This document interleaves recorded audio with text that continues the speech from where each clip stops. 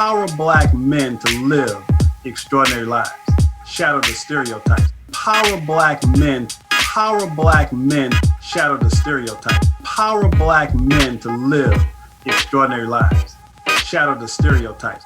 Shatter the stereotypes. Power Black men to live extraordinary lives. Welcome to Shatter the Stereotypes, where the intention is to empower Black men to live extraordinary lives.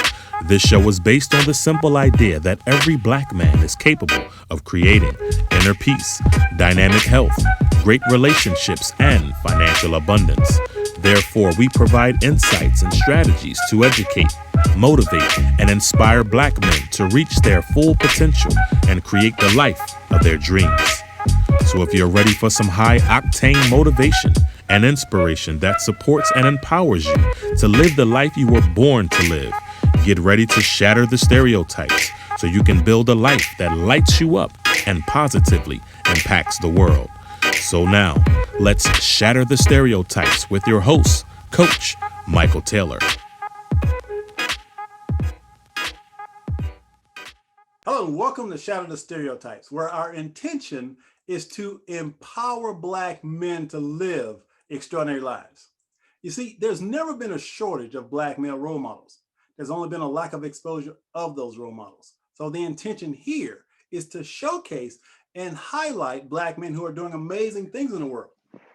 Now, if you pay attention to mainstream media, you may have bought into the idea that, Black men are an endangered species. Well, I don't buy that. I'm an optimist. That's the lens through which I see the world. So I bring men on who can educate, motivate, and inspire Black men to live extraordinary lives. And today I have a very special guest, and he would actually fit into the category of my brother from another mother. I ran across this guy on Instagram and started listening to some of his comedy, and trust me, I fell out laughing. I said, man, this guy, I got to get him on the show because he's saying some really amazing things and he's making it funny. So I am so glad and happy and excited to have him on the show. So without further ado, let's welcome Mr. Jeff Horste to the show. Jeff, how you doing, man? Hey, I'm doing fantastic. Thank you for having me on. I appreciate this. All right. Well, I appreciate you coming on. And like I said, we're going to talk about your work. And we're going to talk about some of the issues that you bring up, which I think is pretty powerful. But more than anything, we're going to have some fun. That's what this is about. We're going to have a little fun. So before we jump into your work, I want to start off with just a few icebreaker questions. So first of all, tell us where you're from. I'm from Southfield, Michigan. Okay. Yeah, and that's right next to Detroit, Michigan. So depending on who I'm talking to, just so they get the right kind of idea of my upbringing, I might say Detroit or Southfield, because I understand that some people, if you say you're from the outskirts of Detroit, they think there's a lot of people that say that, and they grow up in there's wealthy white neighborhoods, that if some people had that idea of me, they might be a little bit confused as to why I'm passionate about the things that I talk about in my comedy. Gotcha. Now, I'd like you to name a woman who's inspired you to be who you are. That's interesting. I mean, I've been very lucky with in my family. So I mean, I guess my mom has always been very both of my parents in general, but my mom has definitely never made me feel like anything that I wanted to try to go after in life she wouldn't support. I've definitely had the support of my parents in my upbringing. Gotcha. What's her name? Put her name out there for us. Kathy Horste. Kathy. All right. Yep. Now, name a man that you look up to and admire. Well, I think I'd be a terrible son if at this point I don't say my father. I look up to my mom, but you know what? Actually, it's just some random teacher I looked up to. I've had a lot of different people that maybe growing up I didn't realize how much of an impact they had until later on in life I look back at. So there's different sayings and different things that I feel like I've taken from both of my parents. And from my dad, I feel like there's a lot of things that I have learned from him, even if not direct quotes, but just that he generally taught me, which was uh, I wasn't scared to go after doing comedy full time, pretty much because, you know, we didn't grow up with the most money in the world, but my parents did a great job of making sure that I had a great childhood. And I really enjoyed my friends, my community, my school, just my life in general. And so he pretty much instilled it into me of like, you can be, your happiness isn't directly tied to what you do in life, of the amount of money that you have in life. Of course, obviously, I can make life a lot easier for a lot of people, but uh, he kind of just really, both of my parents never made me question whether or not being a comedian was going to be an issue for me. You know, they're like, hey, my dad's like, hey, I've had other jobs where I've been broke and miserable. If you're broke as a comedian and you're happy doing it, more power to you, you know? So, Nice. That's words of wisdom there. yeah. So name a book that you love and tell me why you love it. A book that I love. This is where you make me feel, this is where I'm the stupid person on the show. A book that I love. I don't know if there's one particular book that I love. Okay. I grew up with a different. I feel like my beliefs have adjusted throughout my life. You know, I was religious throughout a time period. I guess I'm not. I'm more or less a little bit less religious than I was then. So you know, at one point in time, maybe I might have said the Bible. At another point in time, I might have just said what got me reading. An interesting thing, the Goosebumps books, Okay. My uh, kids, my kids love those. is kind of what got me into enjoying reading. Okay. I as a kid, I went from like below reading to like a slightly above average reading level of what my grade was when I was a kid, just because I just didn't have the attention span to care about a book. And then finally, when I was just on a family vacation one day, and it was just at like a cabin, and somebody left some Goosebump books there, and then I picked one up, and then I enjoyed reading as a kid. But that's the weird thing about school is that then if somebody, if teachers, if your environment, if they don't keep you interested in that one thing long enough, then I feel like reading kind of just fell away of like in for it being fun for me. But there's a Yeah. lot of things that I've read that have been very interesting, but I no longer treat reading as like an escape where I just have fun. And I usually right now I just read for knowledge Gotcha. only. Now, if you love movies, name one of your favorite movies. One of my favorite movies. I've always been more interested. I've enjoyed comedies the most, but there, I I like. Hmm. I like a wide variety of movies. I'm trying to think of. I'm so bad at decisions that I feel like if I get one answer for any favorite thing, that like that's what I am now forever. People like that's the movie Jeff likes. So it's hard. Like there's a lot of movies that I kind of forgot about until recently. I had a conversation with somebody about it. Like Interstellar was like I really thought that was really well done. Um I Yeah, I like the Christopher subject. Nolan I makes like me think. Tenet. I really enjoyed, which in a weird way, I didn't understand Tenet at all for the Mhm. first. It's the only movie that I've ever uh, understood more and enjoyed more the more times that I watched it. Yeah, It was like if Tenet made any less sense, I wouldn't have enjoyed it at all. And if it made any more sense, then I wouldn't have needed to watch the movie again. yeah, So it was like the perfect balance of confusion for me. That as of late, recently, I guess I would say Tenet, just because of the layers in the movie. yeah. You have to watch that movie at least twice. At least Yeah, twice. yeah, yeah. Then you got to watch like explaining the movie videos on YouTube, and then somehow it's so confusing that it doesn't even spoil the movie for you. There That's you when you know a movie's confusing, is when you can watch a spoiler and it doesn't spoil it for you. You're go. like, I still don't get it, but all right. All right. Now, if I gave you a magic wand Mm-hmm. and you could create anything your heart desired, what Hmm. would your life look like 10 years from now? okay, what would my life look like? Uh, I like the direction that I'm going on in my life. I enjoy the I enjoy the process of things. I've tried to make it a habit of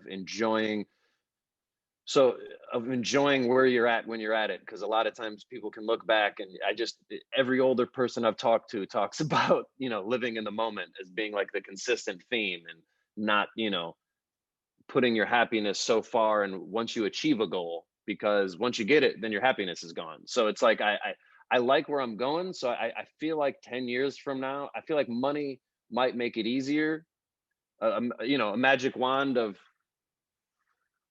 creating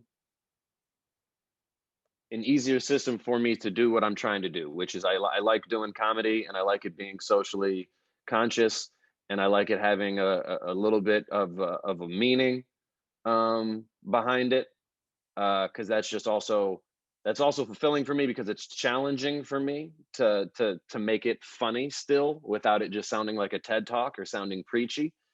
So I guess 10 years from now, I hope to just be at a place in my career where uh, I'm just not stressing about I don't have to balance my day between how do I do what I love and make enough money to sustain doing what I love. I would love to be able to just focus, uh, making videos, doing stand up, going on tour. I'd like to have my day free of just doing things I'm passionate towards, instead of also having to balance, being able to afford to do what you're passionate for. Gotcha. Last question. There are some people who are pretty pessimistic about the future in general, while Hmm. others are pretty optimistic about the future in general. Where do you fall on that spectrum between optimism and pessimism for the future in general? Where do you fall?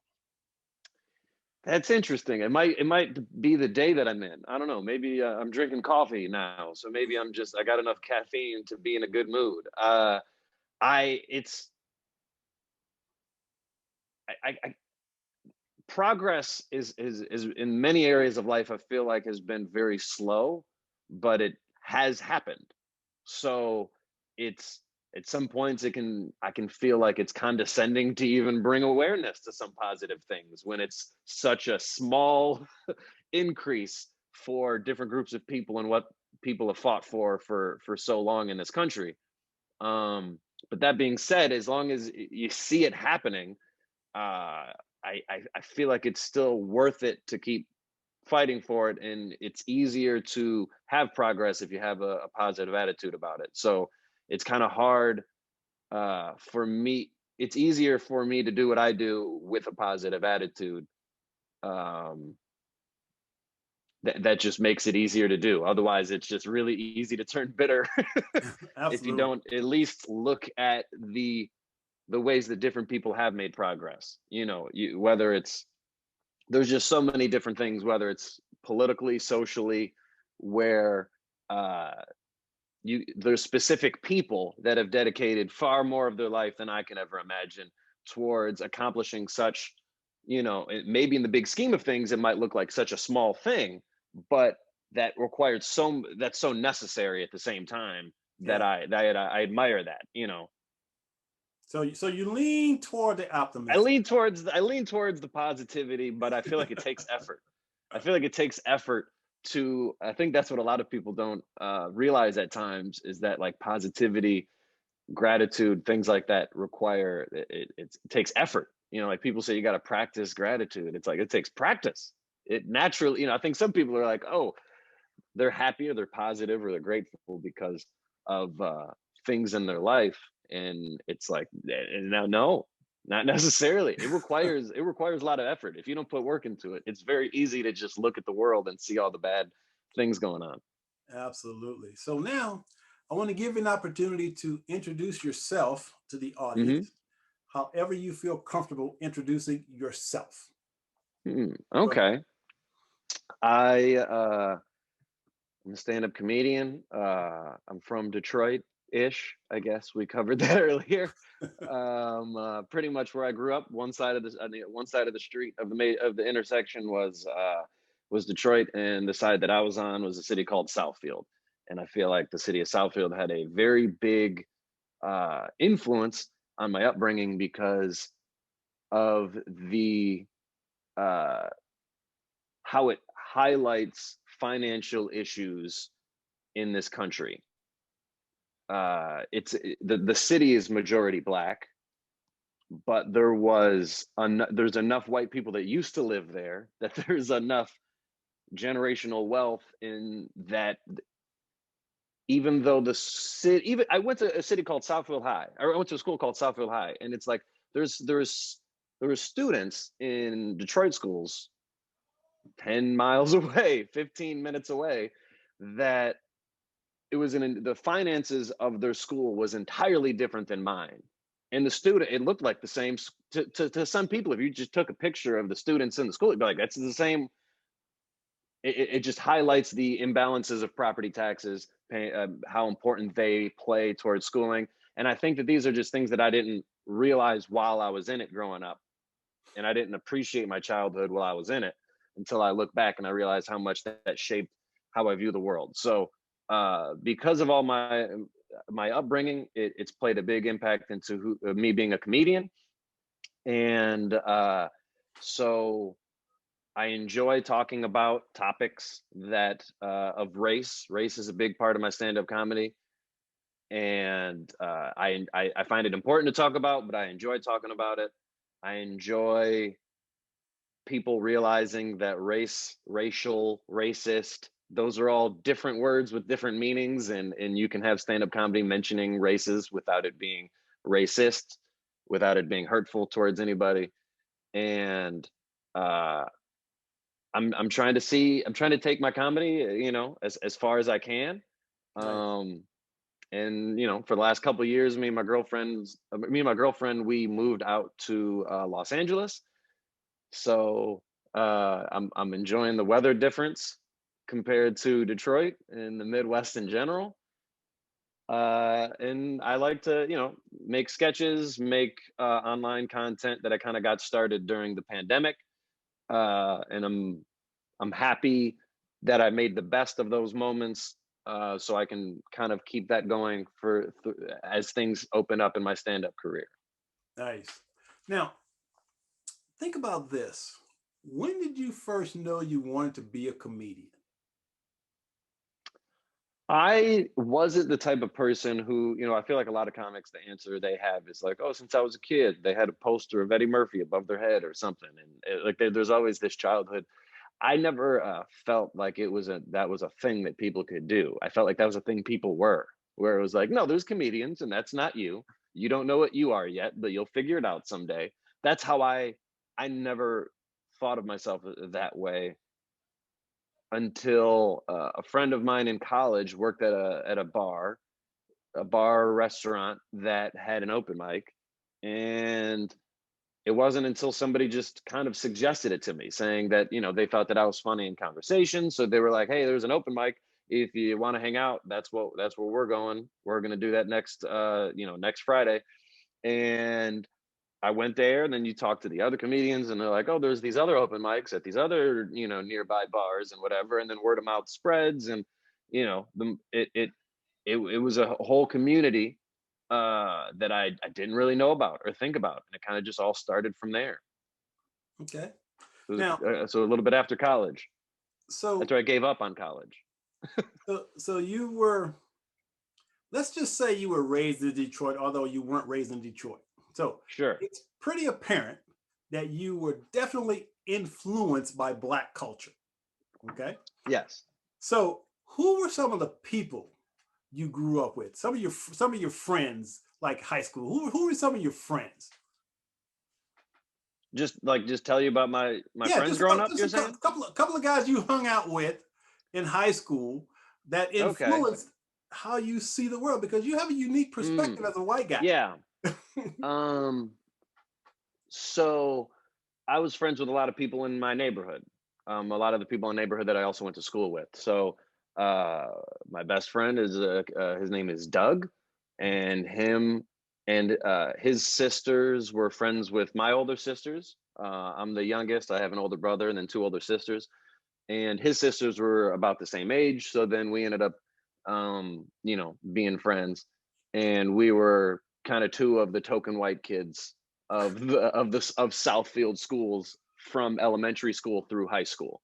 Um, then there were neighbors of mine that were very good friends of mine that I lived next door to until maybe they moved out. So like there's a kid named Devin, and he lived next door to me from like birth. Like I moved into the house that my parents moved into. They moved in when I was a week old, and so at that time there was a family that already lived there. So it was literally like from birth through like 10 years old.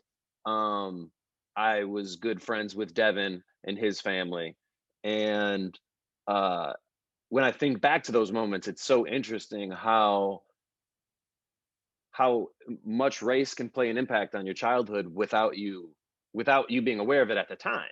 Because I look at other kids and I see other environments that other people grow up, and it's not that I'm trying to make an excuse for people that grow up to have negative opinions of other races, but I do try to at least be grateful of the fact of like part of the way that I think in my lack of judgment uh towards other people, it is because I grew up with other people, like and it was so normal to me that it wasn't until I went to college that like I wasn't the white kid in the class. And when I talked to other people and I saw how much of an impact that their whiteness that they grew up in, when I saw how they viewed the world, I was like, oh wow, it's amazing for me to grow up the way that I grew up. It was just made it so much easier for me to view history in society from, in my opinion, obviously I'm biased, but in a more accurate way. Um, and so yeah, some of my brother's friends, my brother is really big into like making beats, and so that was some of his friends. He's my older brother, and so he'd have people over that I'd meet, and then maybe he's a couple of years older than me, so then we would both have through him friends that we would have in common. um so one way or another, Black culture was a part of my upbringing, even if not consciously at the time, especially at like a young age. It wasn't. It was just I had friends and we played tag and we did kid stuff. Yeah, We nice. made up games and lived life, but through whether music interests or whether movie interests, you hear from your friends what movies they enjoy watching, and then you want to watch the same thing because you want to be within the same know of what your friends know and what everybody else thinks is cool and popular as a kid. So there's definitely aspects of Black culture that rubbed off on what I'm interested in, uh, just by association with my friends. Now, you are what I would call a socially conscious comedian. And in some ways, you kind of remind me of George Carlin without the cynicism and sarcasm. That's kind of and so I'm curious. So you've kind of touched upon it, but what influences you to make fun of social issues and at the same time make powerful truth statements with your comedy? Hmm. For me, uh, I was so to me it stemmed from high school. So in school, if I was funny, I was funny to the people around me in class. I wasn't the class clown. I wasn't trying to like to be the center of attention, but I used humor to make my friends or just the people sitting around me laugh. And when I started to do comedy, everybody's more nervous to start with, and eventually you find you find a rhythm and you get more confident doing it. But I'd say for at least for the first few months, I did what would be considered the white rooms. Michigan is just so segregated of a city, of a state, Michigan just as a whole, because there's Detroit, And then there's a city called Livonia, which isn't far at all from Detroit, and that's 99% white. And then there's Dearborn, and that's the highest Arab population outside of the Middle East, and that's right next to Detroit. So it's just so interesting. Michigan is such an interesting area to start doing comedy, because you can get an entire different way of thinking doing a different bar show 15 minutes away. You get an entire different thought. Yeah. Because it's not really a melting pot. It's just different groups of people, but very close to each other. And so I felt more comfortable when I was introduced to the Black rooms. When I went to, somebody told me at a place called Starters in Detroit, and so that was the first Starters Bar and Grill, and that just, I felt less nervous, because the strangers to me, when I was hearing the jokes that were being laughed at on the show, I understood the references more. I would have my perspective on those topics. And so it was just easier for me to be a part of the show, and for me to be less nervous, because the people in the audience just represented kind of my neighbors, or my friends in high school. Everybody seemed to kind of just be a little bit closer to what my level of humor was growing up. Gotcha. And then with the support that I got from Black comedians, it just seemed natural for me, as I was doing more comedy, to take more of an interest than ever before in really trying to understand Black culture and Black history. That's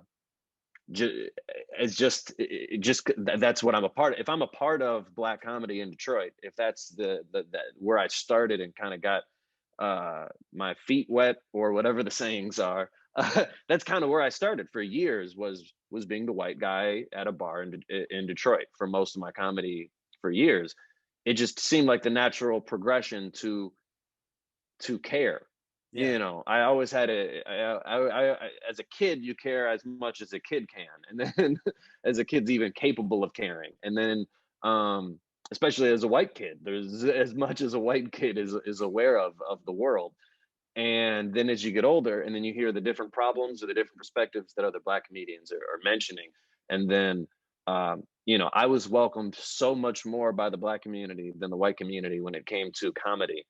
I felt like that was just the right thing to do, was to kind of, that's how I felt like I would stand out doing comedy, because there were the white comedians that their speech was definitely more influenced by Black culture than mine. if you understand what I'm saying, like, there's people that, like, oh, yeah, you can look at, you're like, that's a white guy that grew up with some Black friends. I can tell that, and I didn't always come off that way to people, the way that I carried myself. So, but I still had an interest, yeah, in some of the similar topics. So yeah, my childhood and just everything, I think, that just gave me a big is directly tied to so let's go ahead and drop one of those truth bombs right now. Let's see here. We're gonna play a little clip here. Let's see here. All right, let's listen to this. I like learning about history and different cultures, and I learned something about white people. I learned that we invented credit, and like taking credit for things that, like, maybe you shouldn't have. And this is how it started. I think like one day we saw another race with some really cool invention, and we got a little nosy, and we were like, "Hey, who invented this thing?" And they were just like, "Well, it doesn't matter who made it. What matters is we can all use it and appreciate it." And we were like, "Oh. Well, if it doesn't matter who made it, let's just say white people made it." I'm going to write white man at the bottom of this.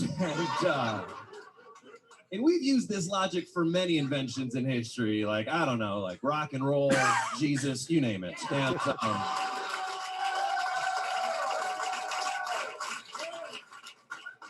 And that logic is kind of how white people got to this country. Like one day we were like, hey, Indians. And they were like, who's that? We're like, it's you guys. Hey, Indians, whose land is this? And they were like, what? Nobody owns this land. And we were like, oh.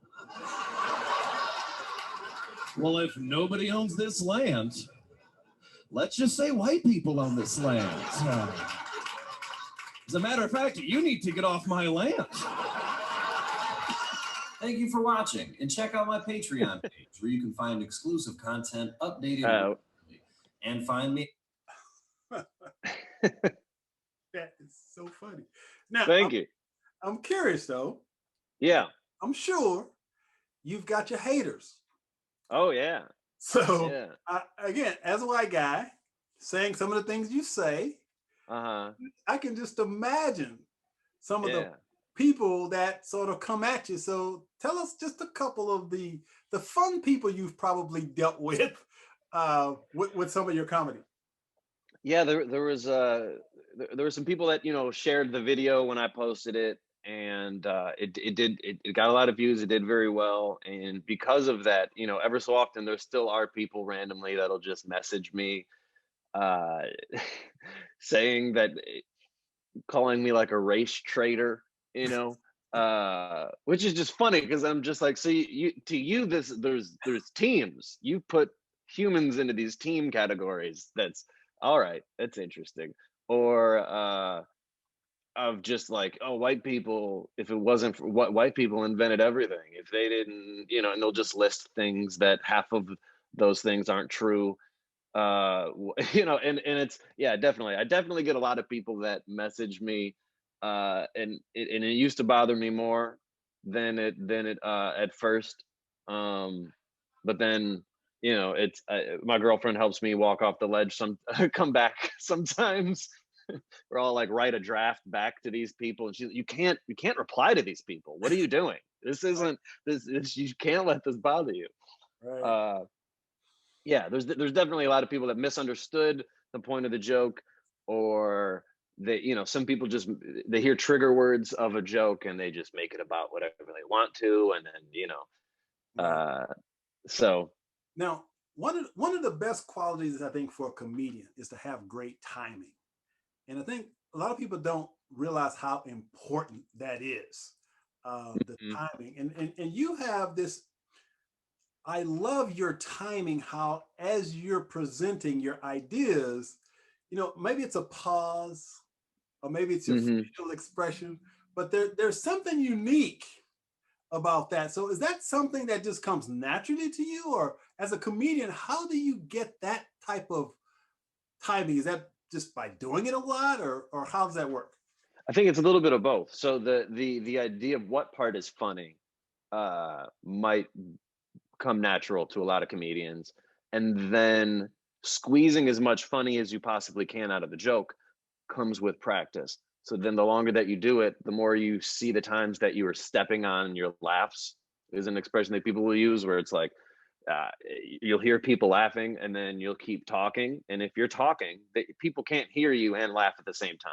So giving the audience an opportunity for them to laugh at your jokes, pausing here, making a funny expression there to kind of get, so my cadence can kind of come off in the joke as well, is something that you get better at the more that you do it, because it might be different for each joke too. Different jokes you might find, oh wow, that was a funny part to you guys.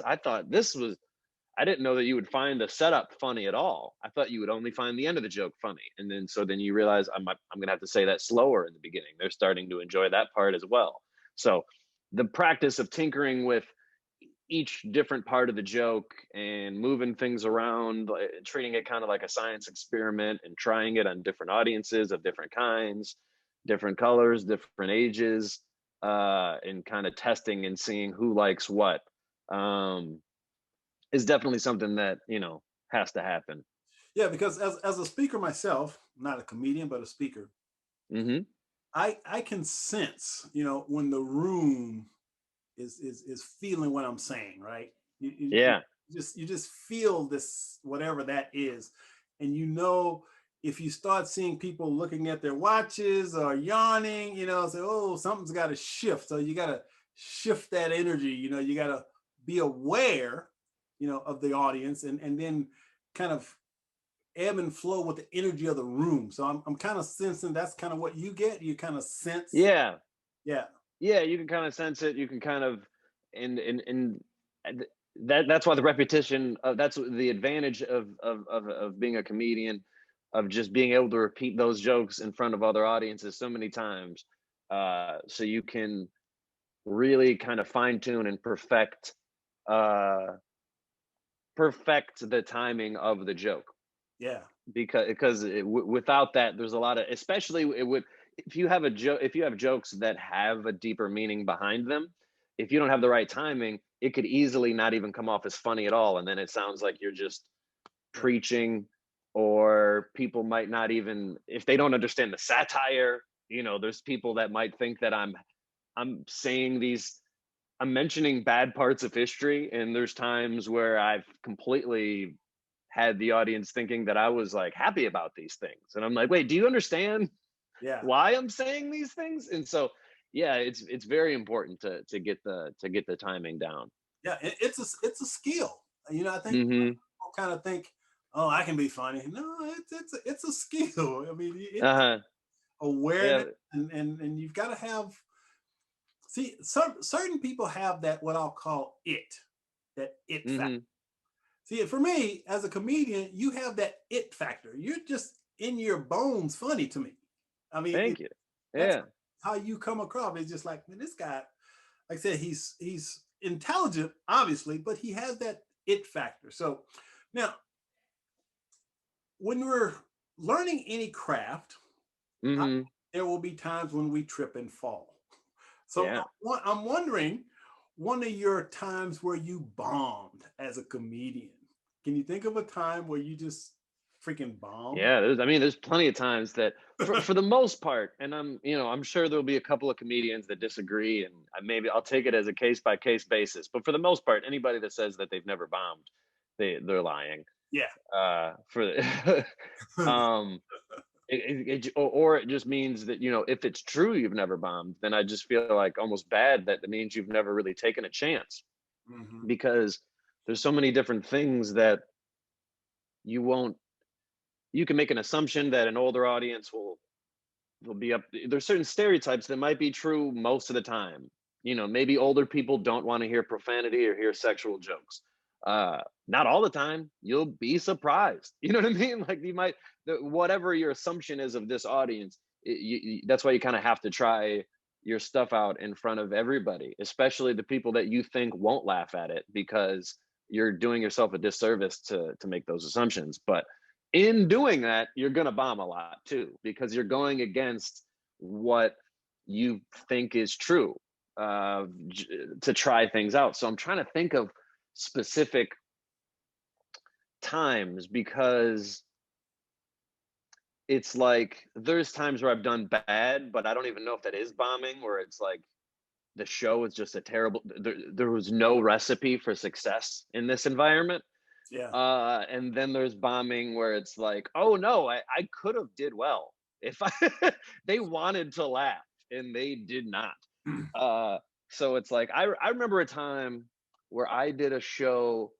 I was just saying yes to any show anybody asked me, and I was doing a show outside, which is, nowadays, because of life, that's become more normalized. But typically, outside shows are not what you're looking for. The laughs can't bounce off the walls. There's more distractions. A car drives by, we turn our head and see what the noise is. So it was an outside show out at like noon on a Sunday, outside of a pizza place, and it had so many. Somehow, even though it was outside of a pizza place, Hooters was there promoting. The people that put the show together was also doing a show at Hooters.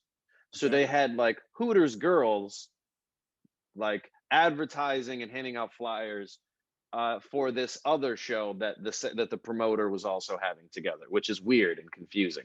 But that's also, it was like a talent show for too many things. Some people can have their idea of like the best show in the world is as much entertainment as possible, and you can that's definitely not true.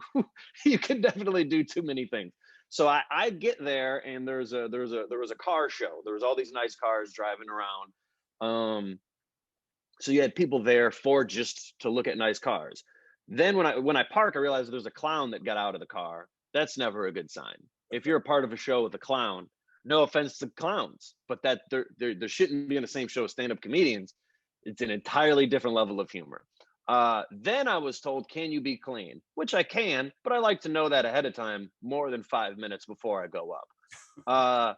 Then I had to follow, I'm trying to remember the order of events. First, there was kids that were amazing, way more talented than I'll ever be. They were like juggling swords. These were they were like kids doing martial arts, and it was insane. Then there was an older man who was missing part of his left arm, and he was a war veteran, and he deserved all the respect in the world from the audience.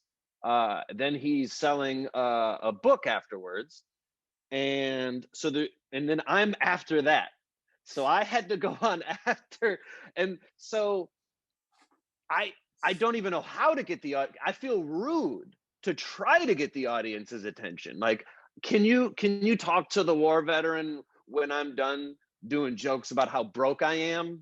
Like, what am I felt rude getting the only people that could have been paying attention to me, because there were the children that didn't care because they were just running around being kids playing tag and stuff.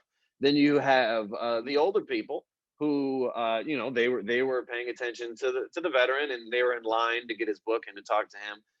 So the only people that were around my age range of my target audience for this show were distracted by the Hooters girls that were walking around giving out free samples of different burgers and passing out flyers. So some people can give you they're like, in order for you to get paid, this is how much time you're doing 20 minutes. And I'm just like, at what point do I just say we're done here? Nobody's listening to me. There's 100 people and nobody even knows that I'm talking. Yeah. That was, I think, one of the most awkward bombs, because I couldn't see a way out. Yeah. I couldn't see, even usually in retrospect, you're like, okay, well, if I was better, maybe I could have engaged the audience. Maybe I could have did some crowd work first and warmed up. And in this environment, I was like, I don't know what I could have did. Yeah. That was just, I was supposed to fail. Yeah. Well, see, that to me wouldn't be a bomb. When I think about a bomb, I think about you getting in front and maybe forgetting your lines or just like you screwed up. In any instances where you just like, damn, that didn't, the joke didn't come out right, or it just click. Yeah, there was some of those. I didn't do well on. I did a show at a nudist colony. Oh my God! And they book a comedian like once a year, and it went. I was so thrown off. What I thought it was going to be in my head was so different than what it was in real life. Yeah. And they were so much more stuck up of an audience. I should have just stuck to my jokes. But I thought, you guys are a group of naked people, and you must be fun enough to want a comedian to kind of talk to you a little bit. And no. And they didn't want any dirty jokes. Every joke I could have did a different set, and I think that they would have enjoyed it if I would have just if I would have pretended like they were all wearing suits and I didn't acknowledge they were naked, and I did, which is weird to me that that's when just things can get so mixed up of like, they politically they're leaning right in this town, even though they're all naked, and I don't consider nudists and Republicans to be the same group of people, but also, so there was just like, I don't know, there was a mixture of so many things that it threw me off, and it was a really awkward set. I tried to have fun with it and talk to the audience, and they did not want me to talk to them. Wow. I thought they would be a lot less shy. All right, so let's play another quick at Jeff Horste on YouTube and all social media. Let's see. I like learning about. All right, here we go.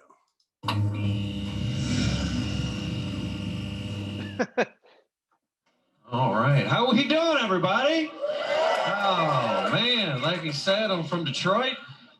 Growing up, I went to school with a couple of white people, and I went to school with the type of white people that didn't know they were white. You know what I'm talking about?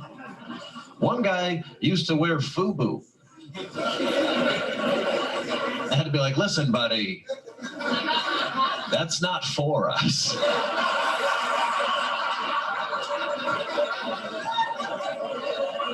Or by us, actually. He'd wear do-rags and wave caps. I'm like, our hair doesn't even do that. Sometimes he'd take it even further. He'd put Murray's grease in his hair.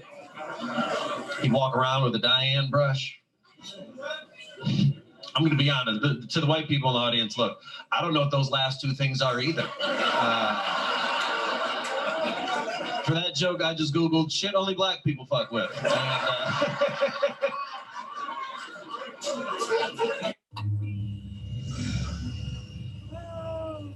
Okay, now was that a primarily black audience there? Yeah, Yeah. That was a primarily black audience, and then especially in LA, you find yourself in situations where the audience might not be primarily black, but it was a black promoted show, if that makes sense, where it's because of tourism, and that's a thing that was just different in Los Angeles in general.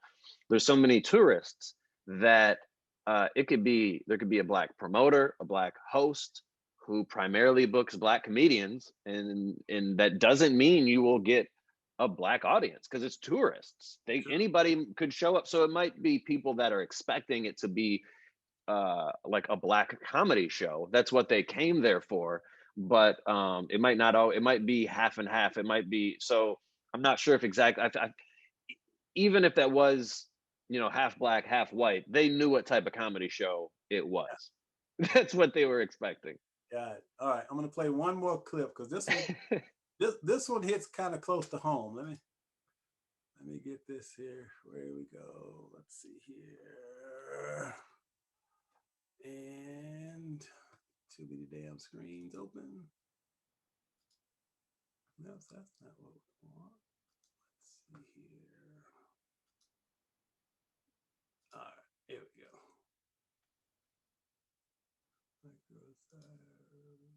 There.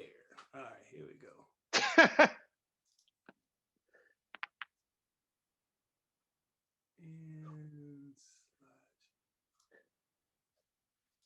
Want to be a motivational speaker, but lack the motivation to motivate people? Well, look no further as I provide you with the tips and tricks to be the best motivational speaker on the internet. Today's lesson, always look busy. If you really want to motivate people online, you need to look like you only barely have enough time for the video you're filming. Some ways to do this: have someone hand you a random stack of paper. Talk to people off camera that aren't really there. Just a few more minutes. Check your watch while you're speaking. Mention that you're too busy to make time for sleep. Winners never sleep. Never mention that's scientifically impossible. Film your motivational video in your car while someone else is driving. That makes you look cool as hell and makes it seem like you didn't even have the time to wait until you got home to make this video. So come on, get going and motivate people today. Because if you don't tell someone to give 110%, they're only going to give 100%. And that's not enough percent anymore for some reason. Okay, so as a motivational speaker, see, that to me is hilarious. That's just funny because there's, everybody and their mom is a motivational speaker these days. I mean, it's just, Yeah. just the overabundance of motivational speakers. And when you watch some of their videos, a lot of times, exactly what you were saying, looking at their watch and all those things. And I noticed that as a speaker, like, hey, that's kind of funny. So anyway, I love it. Thank you. I love that clip. So yeah, I appreciate that. So as we wind down, though, I do want to just kind of talk to you about this whole racial thing. Sure. Again, I love your awareness. I guess that's the best way I can put your awareness, and you're really challenging people to think. I mean, that's the beauty of what you're doing. You're challenging people to think. So, from your perspective, Hmm. um, again, I'm an optimist, and despite all the racial tensions that we have, I believe that the trajectory that we're on as a nation is moving in the right direction. That's just my thing. So, from your perspective, what's your temperature reading as you're out there as a white guy talking about race? What's your temperature reading specifically from white people? Yeah. What's your feeling there? It the I've I'm definitely happy that I test the stuff that I talk about. I talk about in front of uh I depending on what the show that I'm allowed to do. You know, if somebody books like a church show, I'm not gonna be like, I have a message to say and I don't care if you're paying me to whatever. So depending on what I'm allowed to get away with, uh I still enjoy talking about race in front of any audience, especially white audiences. And I su- I s- surprised I was surprised when I was working on the first clip that you played was from a show called Kevin Hart Presents Hart of the City. And then from that, I was lucky enough to get a half an hour on a show called Kevin Hart Presents The Next Level. Now, in working on my like half hour set, I gotta work on. It's almost like at a detriment to the comedy show. Sometimes I'm like, I don't care if this is a bunch of old white people that are all 85 years old. I have to work on the timing of these jokes. I hope you laugh, but I would be lying if I told you I cared. I really don't. Like, this is the bigger picture, is perfecting a thing in front of an audience that's not even I'm not even in front of right now. And in doing that, I was very surprised of the amount of times that I would be expecting to have some negative reaction where I actually received a positive reaction, even if not for every single thing I wanted, obviously, but for some of the jokes that I cared the most about, maybe some of the times. Um, so it's like a lot of people were surprised. I, I I think when you ask the average comedian that kind of did shows around the country, I think that they, especially like around the Midwest, they were not really surprised that like Trump won in 2016. Like we kind of it's like, yeah, you haven't met a lot of these people. You go to these bars in the middle of nowhere, and it's like, yeah, these people just haven't showed up to vote before. They didn't have a person whose racist ideals gave them a motivation to show up to vote. So I think that a lot of people can see the racial tension right now and see it as a sign, as a negative sign, but people can't we can't you can't fix a problem that people aren't aware of. So a lot of people have been more aware of problems that black people have been talking about forever, whether just verbally out loud or in their artistry, one way or another. These problems shouldn't be a surprise to anybody, but a lot of them have been. Been more. A lot of white people have been more aware of things that black people have been talking about for a while. So um, in some aspects, doing comedy, it's been easier recently, with white people kind of now realizing that racism exists. They feel Some people think that racism came out in like as like a movie in 2020, and so to some aspects it makes it easier. The type of comedy that I like to do. Um, but and that's kind of, to me, that's a sign of things going in the right direction, when I feel like that topic would have been a lot harder for me to get into before, and it was harder for people to want to talk about. I think a lot of people, when they picture entertainment, they a lot of people don't research comedy at all. They don't treat it like a movie. They know what movie people go to see comedians like they just walk into a random movie theater and have no idea what the movie is. That's like so many comedy shows. People are just like, and they still expect to be entertained perfectly, even if it's not even a genre of movie that they have any idea. So I've had so many white audiences that paid money to see me. In my bio, it'll mention that I talk about race, and they still did not want to hear me talk about race. But that's been getting easier. It might get harder and easier. It's not an exact trajectory upward, Right. but I feel like it's just gotten easier since I've started to do comedy overall, for people to, not turn off when I mention that race exists. Well, for me personally, I'm inspired by your willingness Oh, thank you. to even talk about it, because yes, it's something that we definitely need to talk about.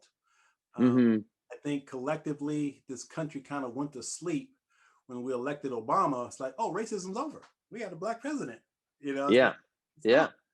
And then of course Trump shows up, and it's like, whoa. And Yeah. And I was, wait a he was minute. like the rebuttal. He was like the political rebuttal to Obama. Yeah, I don't think that Trump exists without Obama. I agree. Because that's how much racism was in the country that was quiet or not aware to a lot of people.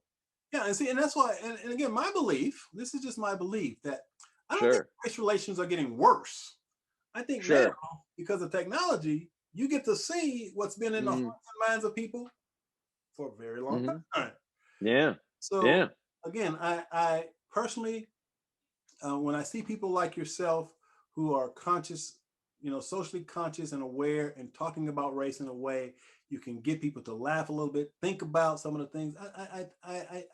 It gives me reasons for optimism. It gives That's me, great. because I think we need more of that. You can talk about issues and not have that, Yeah. the way Yeah. the way your comedy comes across is like you're making some really valid points that, although people are laughing, they're thinking.